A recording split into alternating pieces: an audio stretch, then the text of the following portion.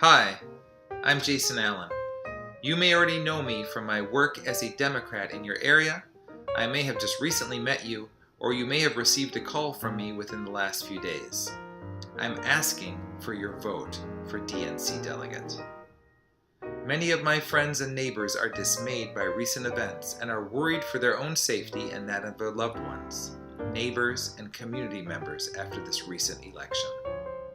I see in the Democratic Party the potential to be the party of all working-class Americans, which, in a return to our populist roots, can replace corporate cash and lobbyist influence with small donation fundraising and a wave of dynamic grassroots organizing, which can capture the hearts and minds of an America desperate for substantive change. In a nutshell, it's time to get out and listen to everyday Americans whose most urgent needs are economic, and become the credibly pro-worker party that can actually deliver on the promises of fake populists like the one that just won the White House. Within Oregon, it's time to focus on hearing our rural communities, learning what's needed to raise the party's profile and develop successful candidates. Speaking with SCC members around the state, I've heard calls for such actions as sending DPO staff down to do training of new county officers where they live. Recognizing the effect that professional DPO fundraising has on local grassroots fundraising in tapping the donor pool in rural areas. Identifying local rural leaders and aggressively developing candidates while making sure that future PAC stays behind those candidates all the way to the finish line. Ensuring that Check for Democracy and other party grants find their way to far southern Oregon and east of the Cascades. I see the role of DNC delegate as a bridge builder between rural and urban counties in Oregon, leveraging success stories from one county to another, and selling our significant Oregon achievements to the National Committee as a template for what can be done in all 50 states. Networking with other states around the country to learn about their successes, and thereby developing a toolkit we can use here in Oregon to capture municipal, county, and statewide races. Let me tell you a little bit about myself.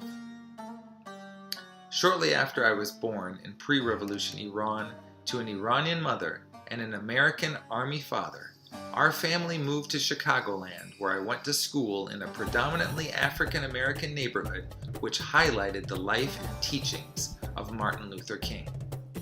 I have been a lifelong Democrat from a family of Democrats, and when I moved to Portland in 2004, began investing my time building for community projects such as City Repair, Friends of Trees, Try on Life Community Farm, Common Ground, and Alberta Food Co-op. I took my protests to the streets against all the wars and misadventures of the W years, and knocked on swing doors like mad in 2008 to get Obama elected. Celebrating outside the North Killingsworth campaign office on election night in the most African-American neighborhood in Oregon was a great experience, but what the movement we built around his populist messaging failed to do was follow him to Washington to apply the necessary pressure to get things done in Congress. Perhaps if Obama had had thousands of activated citizens outside the halls of power standing for change, he would have been able to deliver on his most ambitious proposals. After Obama's election, I fought for 2014 GMO labeling ballot measure 92, and in 2015 I co-founded the Community Alliance to End Sexual Assault and worked 2 seasons on the Beloved Care team for consent education and support.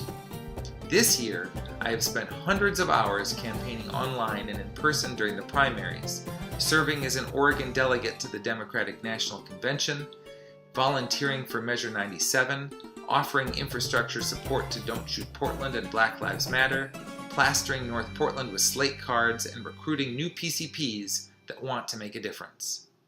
Today, the Democratic Party finds itself at a crossroads.